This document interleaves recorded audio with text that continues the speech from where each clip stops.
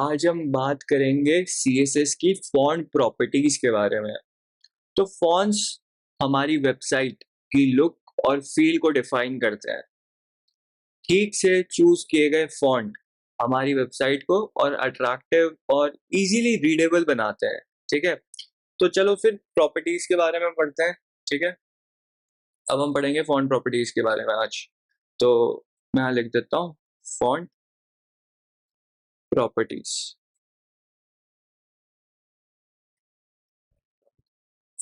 ठीक है, तो हमारे पास सबसे पहली प्रॉपर्टी होती है फॉन्ट फैमिली। ठीक है, फॉन्ट फैमिली एक ये प्रॉपर्टी क्यों यूज करते हैं हम? इसका यूज हम किसी एलिमेंट के फॉन्ट टाइप को सेट करने के लिए यूज करते हैं। ठीक है, इसका सिंटेक्स इसका सिंटेक्स तो सेम रहता है। ठीक है, सिंटेक्स हम डिस्कस कर चुके हैं। जैसे मेरे को ना पैराग्राफ के अंदर अगर मैंने कोई टेक्स्ट पैराग्राफ टैग के अंदर आप टेक्स्ट डालते हो, राइट? तो अगर उस टेक्स्ट की मुझे फॉन्ट फैमिली चेंज करनी है तो सिंटेक्स क्या रहेगा? मैं पी टैग लिखूंगा, फिर मैं कर्ली ब्रेसेस ऐसे बना लूंगा और उसके अंदर ना मैं प्रॉपर्टी का नाम और उसकी वैल्यू यहाँ पे डिफाइन कर दूंगा। ठीक है, तो फॉन्ट फैमिली के अंदर क्या वैल्यू आएगी? फॉन्ट फैमिली के अंदर क्या वैल्यू आएगी? देखो, जैसे कि मैंने आपको एग्जांपल दिया, हम पैराग्राफ एलिमेंट के लिए कोई फॉन्ट चूज कर रहे हैं। ठीक है, तो जैसे आप एरियल चूज करना चाहते हो तो आप यहाँ पे एरियल लिख दो, एरियल फॉन्ट। ठीक है, और आप यहाँ पे मल्टीपल फॉन्ट्स भी स्पेसिफाई कर सकते हो कॉमा लगा के एज अ फॉल बैक, कि अगर सिस्टम को पहला वाला फॉन्ट नहीं मिला तो वो दूसरा वाला फॉन्ट को विजिबल करा देगा। ठीक है, इसका एक एग्जांपल देखते हैं फटाफट से। तो मैं क्या करूंगा, CSS वाला फोल्डर अपना खोलेंगे। ठीक है, और फटाफट से नई फाइल बना देते हैं, फोर्थ क्लास डॉट HTML और फोर्थ क्लास डॉट CSS। ठीक है, तो इनको मैं बंद कर देता हूँ। तो यहाँ पे फटाफट से मैं टेम्पलेट जनरेट कर लेता हूँ और यहाँ पे लिख देता है लर्निंग फॉन्ट प्रॉपर्टीज। ठीक है, तो अब मैं क्या करूँगा, यहाँ पे एक पैराग्राफ बना देता हूँ और मुझे क्या लिखना है, this line will have some new properties। ठीक है, दिस लाइन यहाँ पे लिख देता हूँ, this line will not have. ठीक है, this line will not have, और यहाँ पे हम इसको लिंक कर देते हैं अपनी CSS वाली फाइल से। तो लिंक CSS, और यहाँ पे मैं नाम चेंज कर देता हूँ, इसका रख देता हूँ फोर्थ क्लास डॉट CSS। तो हमने क्या करा, हमने अपने HTML डॉक्यूमेंट को ना इस CSS फाइल से अटैच कर लिया। ठीक है, अब मैं ना इस फर्स्ट वाले पैराग्राफ टैग को मैं क्लास दे देता हूँ फॉन्ट करके, फॉन्ट फॉन्ट प्रॉपर्टीज करके। तो मैंने ऐसी कोई क्लास दे दी। अब यहाँ पे इस लाइन पे हम ये प्रॉपर्टीज अप्लाई करके चेक करेंगे कि क्या हम अप्लाई कर भी पा रहे हैं या नहीं कर पा रहे। तो इसको फटाफट मैं अपने ब्राउजर में खोल लेता हूँ। ठीक है, हमने इसको ब्राउजर में खोल लिया। ठीक है, इस लाइन पे हम अपना एक्सपेरिमेंट करेंगे और बाकी लाइन से आप इसको डिफरेंशिएट कर पाओगे। तो फटाफट से ना मैं इसको एक फॉन्ट फैमिली देता हूँ, फटाफट से इसको फॉन्ट फैमिली देता हूँ। तो बाय डिफॉल्ट हमारे पास इतनी सारी फॉन्ट फैमिलीज होती हैं। ठीक है, तो जैसे मैं इसको इसी को UI, और ये कुछ मैंने बताया ना, आप कॉमा लगा के मल्टीपल भी दे सकते हो, ताकि अगर सिस्टम को, अगर जो भी मेरा ब्राउजर है उसको अगर ये फॉन्ट नहीं मिलता ना, तो ये बाकी वालों को फिर टहोमा को देखेगा, अगर ये भी नहीं मिला फिर ये, फिर ऐसे। ठीक है, तो अब देख रहे हो, तुम्हें फॉन्ट देख रहे हो, अलग दिख रहा है ये। अगर इस लाइन को मैं कमेंट आउट कर दूं तो देखो ये सारे एक जैसे दिख रहे हैं। अब मैंने इसको ना फॉन्ट फैमिली प्रॉपर्टी की मदद से इसको दूसरा फॉन्ट दे दिया। तो देख रहे हो, this line will have some new properties. आ रही है बात समझ में? ठीक है, तो अब और क्या कर सकते हैं हम? और क्या कर सकते हैं? और क्या कर सकते हैं? देखो, एक तरीका और होता है, एक तरीका और होता है। अब ना जैसे गूगल फॉन्ट्स एक वेबसाइट होती है, तो आप गूगल फॉन्ट सर्च करोगे ना, तो यहाँ पे आपको एक fonts.google.com दिखेगा। अगर आपको अपना कोई मन पसंदीदा कोई फॉन्ट ऐड करना है तो आप ऐसे भी कर सकते हो। क्या करेंगे, हम यहाँ पे ना बहुत सारे फॉन्ट्स पड़े हैं, बहुत सारे। ये मैंने कुछ ऐड कर रखे थे अपने प्रोजेक्ट के लिए, तो इनको मैं भी अर्ली हटा देता हूँ यहाँ से। ठीक है, देखो यहाँ से मैंने हटा दिए सारे। अब तुम्हें ऐसा कुछ तुम्हारे स्क्रीन पे दिख रहा होगा। ठीक है, जैसे मुझे कोई फॉन्ट ढूंढते हैं बढ़िया सा, अच्छा सा कोई फॉन्ट, कोई अच्छा फॉन्ट मिल रहा है कोई? ये कोई भी ले लेते हैं, ये वाला ले लेते हैं। ठीक है, जोसेफिन सैंस, ये वाला फॉन्ट पे मैंने क्लिक कर दिया। ठीक है, तो ऐसा कुछ पेज खुल गया। हमारे पास इतने सारे स्टाइल्स हैं। ठीक है, इतने सारे, आप कोई किसी को भी सिलेक्ट कर सकते हो। जैसे मुझे ये वाला अच्छा लग रहा है। ठीक है, तो यहाँ पे सिलेक्ट का ऑप्शन आ रहा है, आप इस पे क्लिक कर दो। आप इस पे क्लिक करोगे ना, आप या तो डाउनलोड भी कर सकते हो इसको, पूरी फाइल डाउनलोड हो जाएगी, जितने फॉन्ट्स है ना सारी फाइल आपकी डाउनलोड हो जाएगी। आप वैसे भी ऐड कर सकते हो। एक आसान तरीका बताता हूँ अभी के लिए। तो मैंने ना ये ये वाला मैंने सिलेक्ट करा था, ठीक है। अब अगर मैं सिलेक्ट करूंगा तो देखो, या तो रिमूव या सिलेक्ट, आप इनको क्लिक करके सिलेक्ट कर सकते हो आपको जितने ऐड करने हैं। तो यहाँ पे तुम्हें दिख रहा है व्यू सिलेक्टेड फैमिलीज, इस पे क्लिक करो। अब तुम्हें दिख रहा है यहाँ पे तुमने ये चीज सिलेक्ट कर रखी है, तुमने ये फॉन्ट जो है यहाँ पे सिलेक्ट कर रखा है। अब इसको ऐड कैसे करना है? देखो, या तो तुम लिंक टैग का यूज कर सकते हो। किसका यूज कर सकते हो? लिंक टैग का यूज कर सकते हो। तो यहाँ पे दो तरीके बता रहा है, या तो इम्पोर्ट रूल का यूज कर सकते हो या फिर लिंक टैग का यूज कर सकते हो। लिंक टैग का यूज करेंगे तो हम यहाँ पे कॉपी करेंगे, और आपको पता है ना लिंक टैग कहाँ यूज करते हैं? लिंक टैग हम HTML फाइल में यूज करते हैं। तो मैं लिंक टैग को यहाँ पे पेस्ट कर दूंगा। जो भी मुझे वैल्यूज मिली, मुझे कुछ नहीं करना, मुझे बस वहां से उठा के कॉपी करना है। तो तुम्हें दिख रहा है ये चीज? तुम्हें दिख रहा है हमने ये फॉन्ट अपनी HTML फाइल में डाल दिया। देखो, या तो HTML फाइल में लिंक टैग का यूज करो, वरना CSS फाइल में इंपोर्ट रूल का यूज करो। पहले लिंक टैग का यूज करके देखते हैं कि क्या हम कर पा रहे नहीं कर पा रहे। और आपको CSS प्रॉपर्टी में ये लाइन डालनी पड़ेगी, ये फॉन्ट फैमिली अगर आपको यूज करनी है तो, ठीक है। आपने इसको भी कॉपी कर लिया और यहाँ पे CSS में जाके आपने इसको हटा दिया। इसको हटा के हम ये वाली लाइन पेस्ट कर देते हैं। अब देखते हैं क्या हम यूज कर पा रहे हैं। देख रहे हो, सेम एग्जैक्ट है, ऐसा ही कुछ दिख रहा है। तो मतलब मैंने वो फॉन्ट फैमिली मुझे कैसे डालनी है वो मैंने सीख लिया, ठीक है। दूसरा तरीका क्या था? दूसरा तरीका था इंपोर्ट रूल। तो तुम्हें ये दिख रहा है स्टाइल टैग। स्टाइल टैग, अब हमने तो एक्सटर्नल CSS का यूज कर रखा है, यहाँ पे इन्होंने जो तरीका बता रखा है, ये जो स्टाइल टैग यूज किया है, इसका मतलब है ये लोग इंटरनल CSS का एग्जांपल दे रहे हैं। तो मैं ना ये स्टाइल टैग को नहीं कॉपी करता, मैं ना बाकी चीज को कॉपी कर लेता हूँ। आप स्टाइल टैग का भी यूज कर सकते हो, लेकिन फिर वो आपको अपनी HTML फाइल में डालना पड़ेगा। लेकिन मैं तो एक्सटर्नल CSS फाइल बना रहा हूँ, तो मैं क्या करूंगा, सिर्फ @import वाले रूल को ना, ये मैं क्या कर रहा हूँ, @import URL फंक्शन का यूज कर रहा हूँ। @import रूल का मतलब है यहाँ पे कहीं बाहर से कुछ चीज इंपोर्ट कर रहे हो, और URL का फंक्शन का मतलब है ये हम यहाँ पे एक URL पास कर रहे हैं जहां से हमको ये फॉन्ट इंपोर्ट करना है, ठीक है। अब मैं क्या करूंगा, इसको ना कमेंट कर दूंगा, ये हमने जो लिंक टैग यहाँ पे करे थे ना, इसको कमेंट कर दूंगा, ताकि मुझे पता चल पाए कि मैं इस इंपोर्ट रूल की मदद से क्या ये फॉन्ट यूज कर पा रहा हूँ या नहीं कर पा रहा हूँ, ठीक है। तो हमारा हमने फॉन्ट फैमिली वाली लाइन तो हमारी सेम रहेगी, बस हमारा डालने का तरीका, हमारा गूगल फॉन्ट को ऑनलाइन डालने का तरीका चेंज हो गया। या तो आप लिंक टैग से कर लो या फिर आप इंपोर्ट रूल से कर लो, ठीक है। तो अब हम लर्निंग फॉन्ट प्रॉपर्टीज में जाते हैं। देखो, स्टिल अभी भी है। अगर मैं इस लाइन को हटा दूं, इस लाइन को कमेंट कर दूं, तो देखो अब नहीं है, क्योंकि फॉन्ट मिला ही नहीं।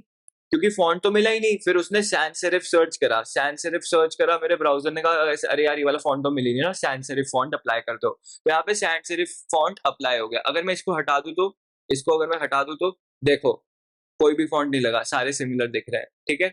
तो आई गेस अब समझ में आ गया होगा कि आप फॉन्ट फैमिलीज कैसे, कोई भी फॉन्ट आप यूज कर सकते हो, ठीक है। अगर अगर आपका यहाँ पे क्या कहते हैं, अगर आपके पास URL नहीं है, आपने फोल्डर, जैसे यहाँ पे डाउनलोड का भी ऑप्शन आ रहा था ना, तो आप इसको डाउनलोड भी कर सकते हो, ठीक है। इसको मैं हटा देता हूँ यहाँ से, डाउनलोड का ऑप्शन आ रहा है। डाउनलोड का ऑप्शन करके ना, जिस भी डायरेक्टरी में करोगे उसका पाथ आप इस URL के अंदर डाल सकते हो, तब भी आपका फॉन्ट इंपोर्ट हो जाएगा, ठीक है। आपको एक बार वो ट्राई करना है, अगर नहीं हुआ तो मुझे कमेंट्स में बताना, मैं फिर वो भी करके दिखा दूंगा, ठीक है। तो हमको फॉन्ट फैमिली अप्लाई करना तो एटलीस्ट आ गया, राइट।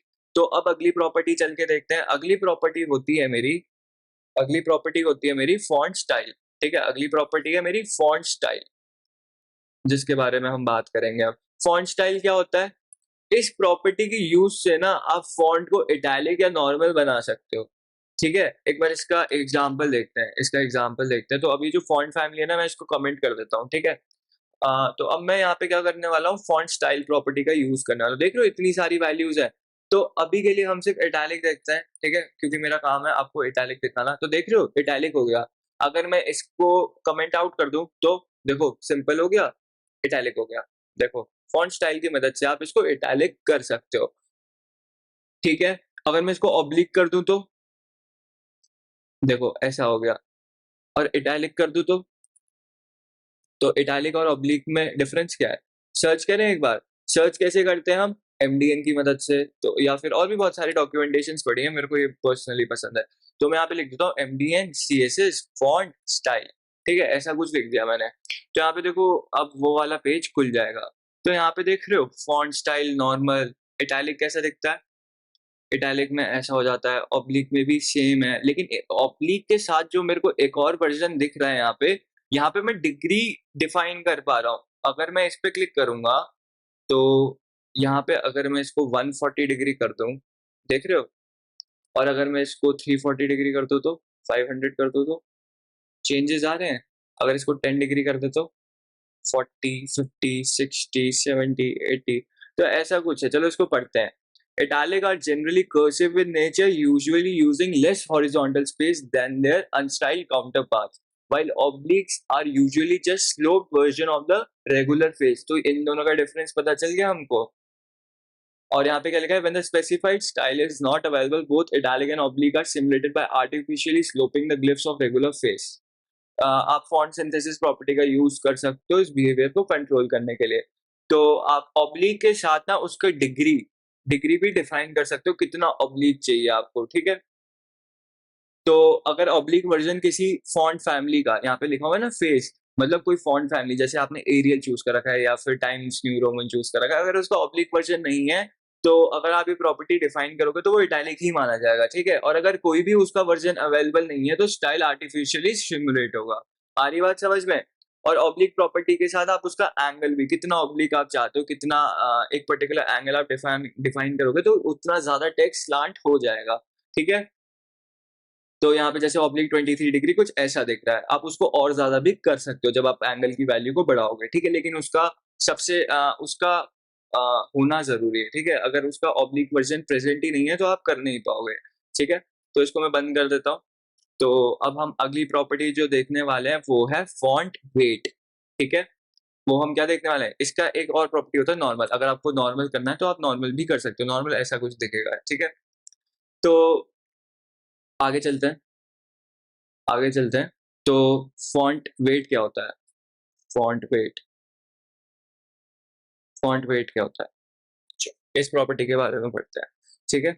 तो फॉन्ट वेट हमारी टेक्स्ट की थिकनेस को कंट्रोल कर सकता है, ठीक है। टेक्स्ट की थिकनेस को कंट्रोल कर सकता है। तो इसकी वैल्यूज होती हैं, जो वैल्यूज प्री डिफाइंड है वो होती है नॉर्मल, बोल्ड, बोल्डर, लाइटर, ठीक है। नॉर्मल होती है, एक होती है बोल्ड, एक होती है बोल्डर और एक होती है लाइटर, ठीक है। ये तो होती है प्री डिफाइंड। इसके अलावा आप न्यूमेरिक वैल्यू भी दे सकते हो जो कि रेंज करती है 100 से लेकर 900 तक, ठीक है। चलो पहले मैं इसको कमेंट कर देता हूँ, इसको कमेंट कर देता हूँ। इसमें और भी बहुत सारी प्रॉपर्टीज थी सजेशंस में, आपको ये सब देखनी है एक बार। हमने इटैलिक, नॉर्मल, ऑब्लिक देखी। कैल्क एक फंक्शन है जहाँ पे आप कुछ डिफाइन कर सकते हो, जहाँ पे आप कुछ डिफाइन कर सकते हो, ठीक है। इन CSS में ये जो कैल्क, वैर, ये सब हम देखेंगे अगले वीडियो में। इसके ऊपर एक डेडिकेटेड वीडियो बना दूंगा। ये सब क्या होते हैं, कैल्क एक तरीके का फंक्शन है जो कि कैलकुलेट करेगा। अगर इसके अंदर आप ऐसा कुछ लिखोगे ना, 100 - 2 × 10, कोई डायनेमिक कैलकुलेशन करवाना चाहते हो हमेशा, उस हिसाब से आप इसकी स्टाइलिंग करना चाहते हो तो वो भी कर सकते हो आप कैल्क फंक्शन की मदद से, ठीक है। इनहेरिट क्या होगा, इनहेरिट क्या होगा, यहाँ पे देखो क्या लिखा हुआ है, अलाउज इटैलिक और oblique faces to be selected, ठीक है। यहाँ पे इसका क्या मतलब हुआ, इनहेरिट का क्या मतलब हुआ होगा, अब मुझे नहीं पता।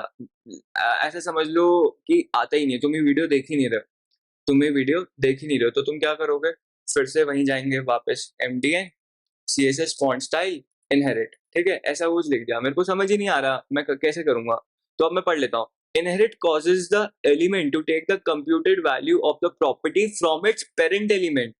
मतलब अगर ये जो पैराग्राफ है, अगर इसका कोई पेरेंट एलिमेंट रहा है और उसकी जो हमने प्रॉपर्टी पहले से डिफाइन कर रखी है ना, लेट्स से इसके पेरेंट एलिमेंट को मैंने इटैलिक प्रॉपर्टी दे रखी थी, तो वो ऑटोमेटिकली अगर मैं इनहेरिट करूंगा ना, तो जो भी पेरेंट एलिमेंट को प्रॉपर्टी दे रखी होगी ये पैराग्राफ अपने आप वही प्रॉपर्टी को अपने ऊपर अप्लाई कर लेगा।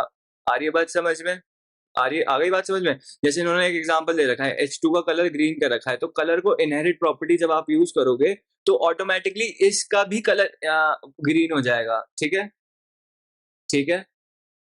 तो आई थिंक ये बात समझ में आ गई होगी इनहेरिट प्रॉपर्टी क्या होता है। ऐसी अगर कोई प्रॉपर्टी आपको समझ नहीं आती और आपको लगता है कि वो डिस्कस नहीं करी गई है वीडियो में, तो इसका मतलब है कि उसे छोड़ना नहीं है, उसका आप एक बार डॉक्यूमेंटेशन खोलो, आप एक बार उसको सर्च करके एक बार अपने दिमाग में, मतलब अपने दिमाग में एक बार रहना चाहिए, राइट। तो वैसे आप पढ़ सकते हो। तो चलो इसको कमेंट आउट कर देते हैं। हम डिस्कस कर रहे थे फॉन्ट वेट के बारे में, ठीक है। तो फटाफट से मैं फॉन्ट वेट लिखूंगा यहाँ पे और यहाँ पे इसको कह दूंगा बोल्ड। देखो ये बोल्ड हो गया, थोड़ा सा डार्क हो गया ना, अगर इसको मैं कहूँ बोल्डर, तो अब थोड़ा और इसकी वैल्यू ज़्यादा हो गई, ठीक है? अगर मैं इसको कह दूँ लाइटर, तो सबसे ज़्यादा लाइट हो जाएगा ये, ठीक है? और अगर मैं इसको कहूँगा लाइट, तो डिफरेंट वर्जन्स हैं हमारे पास, ठीक है? डिफरेंट वर्जन्स हैं हमारे पास, देख रहे हो? Boulder, lighter, normal, inherit, initial और अनसेट। आपको इनहेरिट मैंने समझा दिया, इनिशियल और अनसेट आपको खुद से देखना है ये क्या होता है। और ये जो हमारे पास कैल्क और वैर है, इसके लिए मैं अगले वीडियो में सारे जितने भी हमारे पास सीएसएस में होते हैं, वो जितने भी फंक्शंस होते हैं, मैं वो मेथड्स जो भी हैं, मैं समझा दूंगा, ठीक है? एक बार ये वैल्यूज देखें, अगर मैं इसको 200 देता हूँ, तो ये ऐसा कुछ दिख रहा है। अगर मैं इसको 500 दूँ तो 500 दूँ तो कुछ डिफरेंस दिख रहा है तुमको? या फिर इसको मैं 900 दूँ तो? देखो हल्का-हल्का डार्क हो रहा है, डार्क हो रहा है। अगर इसकी फ़ॉन्ट फैमिली चेंज कर देते हैं, ठीक है? फ़ॉन्ट फैमिली चेंज कर देते हैं, अब देखते हैं। तो हमने वैसे भी लाइटर वर्ज़न लिया है, अगर इसको मैं 100 कर दूँगा, तो देखो बहुत ज़्यादा लाइट हो गया, राइट? अगर इसको मैं 500 कर दूँ तो मतलब मैं इसको टॉगल कर सकता हूँ, अगर तुमको दिख भी नहीं रहा है लेकिन वैल्यूज़ चेंज हो रही हैं, ठीक है? तुम डिफरेंट फ़ॉन्ट फैमिलीज़ में इसको अप्लाई करके देख सकते हो। चलो दूसरी फ़ॉन्ट फैमिली में देखते हैं जिसमें हमको दिख सके थोड़ा-सा, ठीक है? अगर ये वर्डाना देखते हैं, तो इसमें अगर मैं इसको 900 करूँगा तो देखो डार्क हुआ। अब 900 और 500 में डिफरेंस देखना, देखो 500 में हल्का हो गया, ठीक है? डिफरेंस दिख रहा है इसमें, 900 में इतना डार्क, 500 में इतना, 900 में इतना, ठीक है? अगर मैं इसको 100 कर दूँ तो देखो कम हो गया ना, कम हो गया। तो ऐसे आप इसको ऊपर-नीचे कर सकते हो, आपको जितनी उसकी थिकनेस बढ़ानी है, आप फॉन्ट वेट की मदद से उसको टॉगल कर सकते हो, ठीक है? इतना क्लियर है। अब अगर मुझे साइज़ साइज़ डिफाइन करना है, तो वो कैसे करूँगा? देखो साइज़ को डिफाइन करने के लिए एक प्रॉपर्टी होती है हमारे पास, फॉन्ट साइज़। जैसे कि नाम से ही पता चल रहा है, हम फॉन्ट साइज़ प्रॉपर्टी का यूज़ करके हम टेक्स्ट साइज़ सेट करने के लिए यूज़ मतलब हम टेक्स्ट का जो भी साइज़ है वो हम सेट कर सकते हैं, ठीक है? ठीक है? इसके वैल्यूज़ को तुम कुछ भी एज़ इन लाइक तुम 12 पिक्सल लिखो जैसे, तो 12 पिक्सल देखो, ठीक है? और अगर मैं इसको 52 पिक्सेल्स कहूँगा तो इतना बड़ा हो जाएगा, ठीक है? तुम इसके लिए रिलेटिव यूनिट्स का भी यूज़ कर सकते हो। लेट्स से अगर मैं यहाँ पे लिखूँ 5%, ठीक है? हमने यूनिट्स अभी डिस्कस नहीं करे हैं, उसका भी एक वीडियो मैं बनाऊँगा जहाँ पे हम यूनिट्स डिस्कस करेंगे, ठीक है?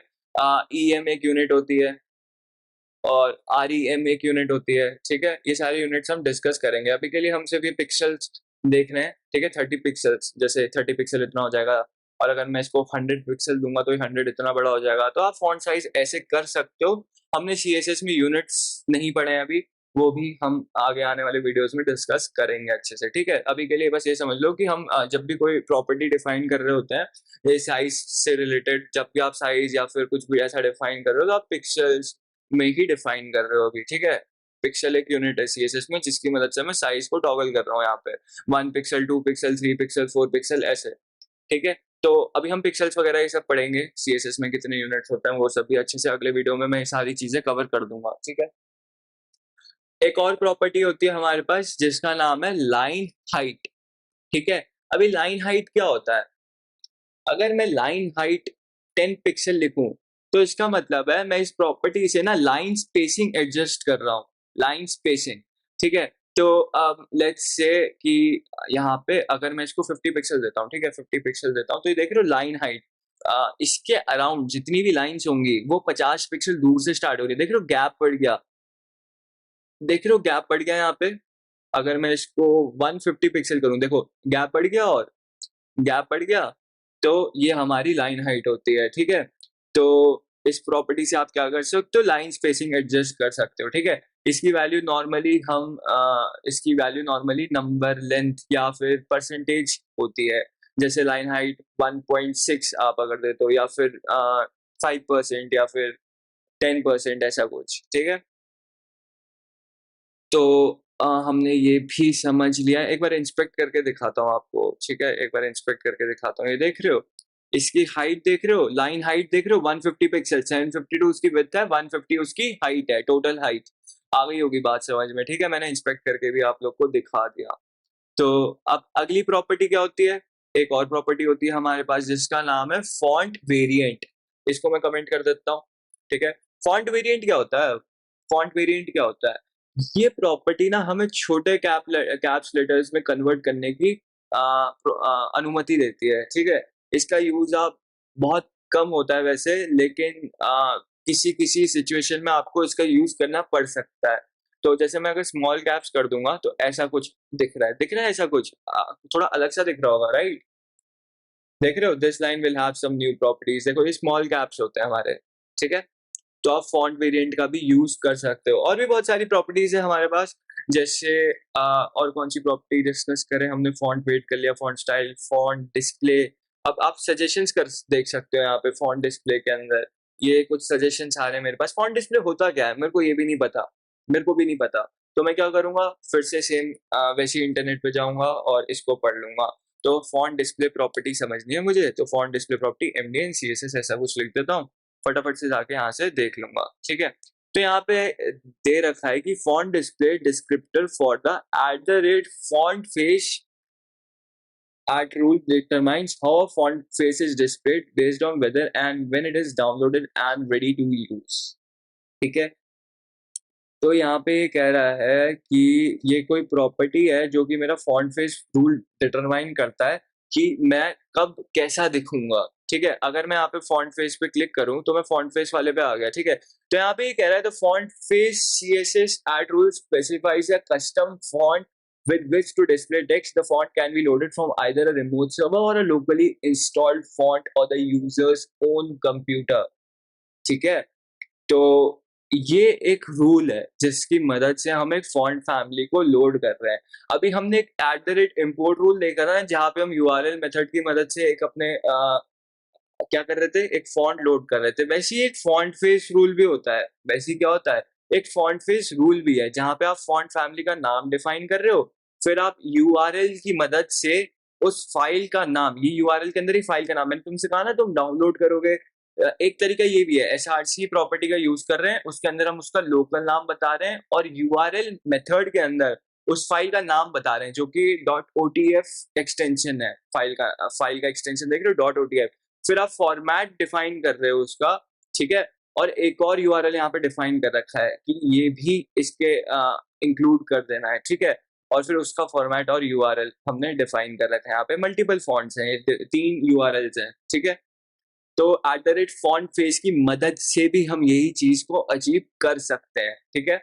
जहाँ पे एसआरसी प्रॉपर्टी के अंदर आपको यूआरएल, अगर आप ये लोकल प्रॉपर्टी या फिर ये फॉर्मेट प्रॉपर्टी एक्चुअली हम बता रहे हैं कि ये इस फॉर्मेट की फाइल है, ठीक है? तो अगर आप ये नहीं डिफाइन करोगे फिर भी पॉसिबिलिटी है कि ये चल जाएगा, लेकिन किसी-किसी जगह नहीं चलता है तो हम फॉर्मेट डिफाइन करते हैं, ठीक है? तो फिर आपको ये चीज़ एक बार खुद से ट्राई करनी है। हमने @import रूल से देखा कैसे करते हैं। एक बार आप फॉन्ट फेस से भी ट्राई करो। एक बार वहाँ पे जाओ गूगल फॉन्ट्स की वेबसाइट से, डाउनलोड करो और उसको ऐड करने की कोशिश करो, ठीक है? तो फिर आज के लिए बस इतना ही, ठीक है? हमने बहुत सारी प्रॉपर्टीज़ देख ली हैं आज, ठीक है? इसको मैं हटा देता हूँ।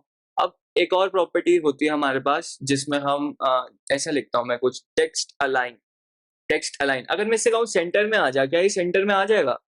देखो सेंटर में आ गया टेक्स्ट, मेरे स्क्रीन के सेंटर में आ गया। अगर मैं इससे कहूँ राइट में आ जा, राइट में चला गया, देख रहे हो, राइट में चला गया। अगर मैं इससे कहूँ लेफ्ट में आ जा, वापस लेफ्ट में आ गया।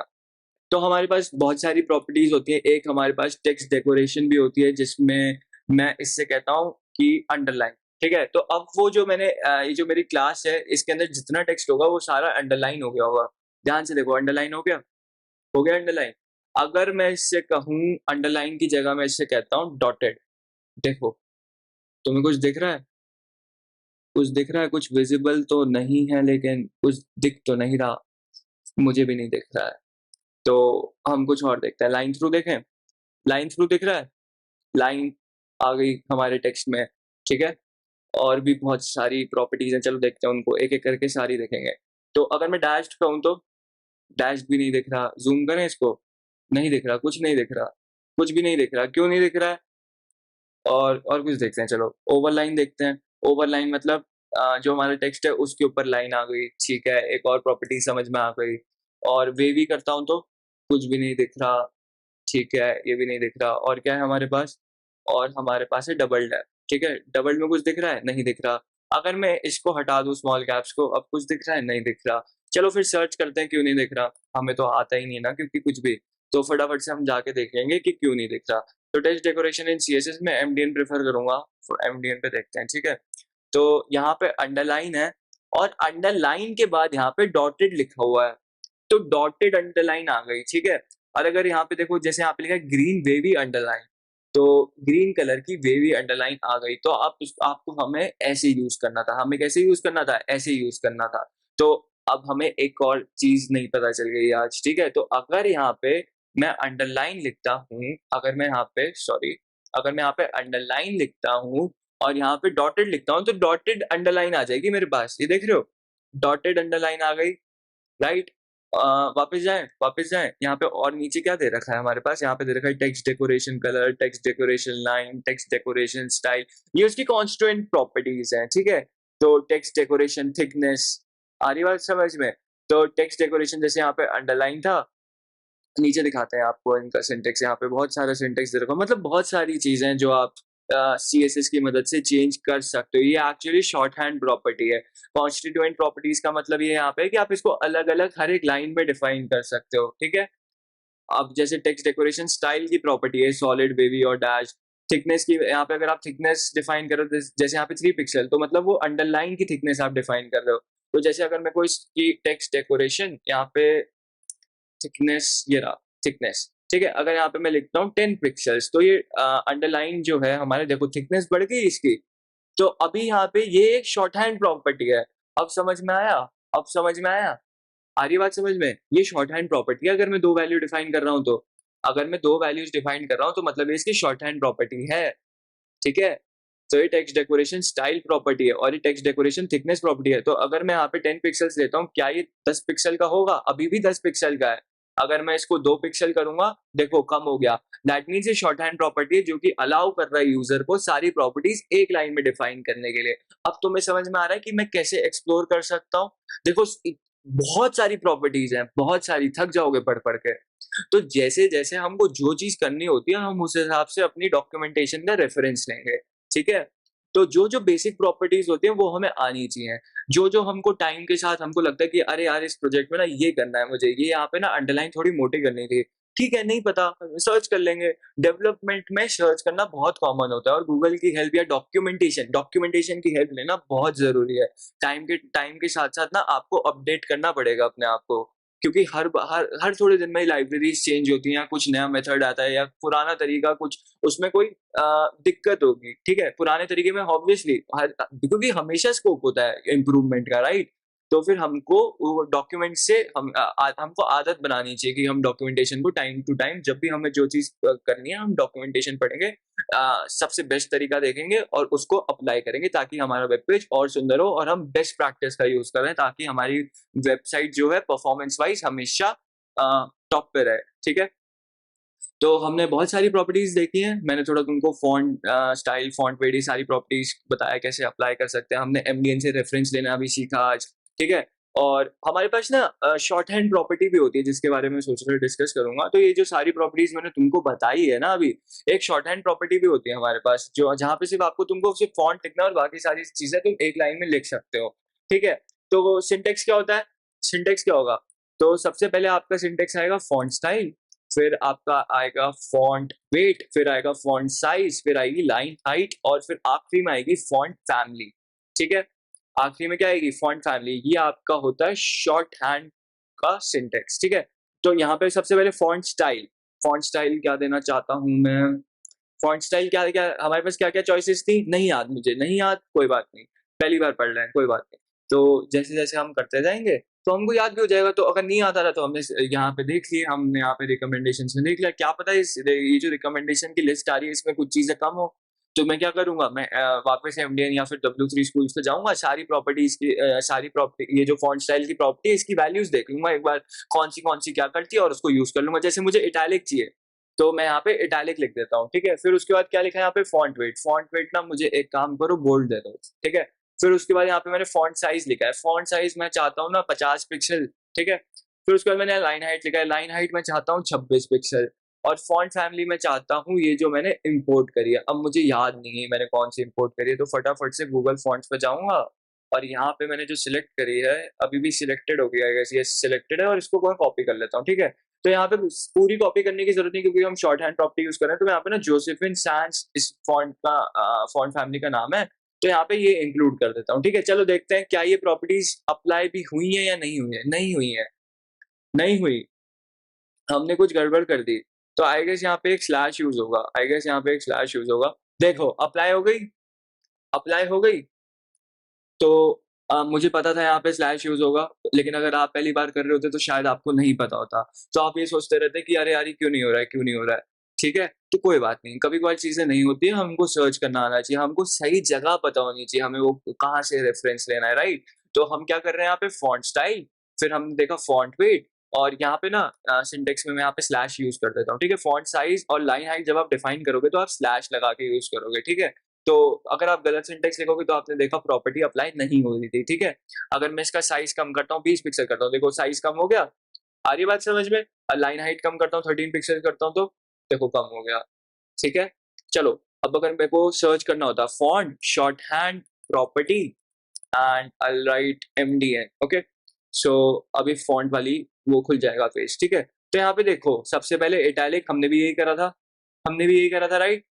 देखो एक चीज को करने के बहुत तरीके होते हैं, ठीक है, एक चीज को करने के बहुत तरीके होते हैं। यहाँ पे सिंटेक्स दे रखा है, ठीक है, यहाँ पे सिंटेक्स दे रखा है, एक चीज के भी बहुत सारे सिंटेक्सेस होते हैं, ठीक है। तो आप यहाँ से देख सकते हो, इस डॉक्यूमेंटेशन को पढ़ के देख सकते हो कि वो सिंटेक्स क्या होना चाहिए, ठीक है। फॉर्मल सिंटेक्स आपको दिख रहा है यहाँ पे, आपको पहले फॉन्ट स्टाइल ऐड करना है, फिर आप फॉन्ट वेरिएंट ऐड कर सकते हो, फॉन्ट वेट ऐड कर सकते हो, फिर फॉन्ट स्ट्रेच, ये एक प्रॉपर्टी होती है जो हमने डिस्कस नहीं करी, एक बार आप इसको चेकआउट करो, ठीक है। फिर होता है हमारे पास फॉन्ट साइज, और यहाँ पे दिख रहा है एक स्लैश यहाँ पे इन्होंने ऐड कर रखा है, और लाइन हाइट, और फिर हमारी फॉन्ट फैमिली, ठीक है।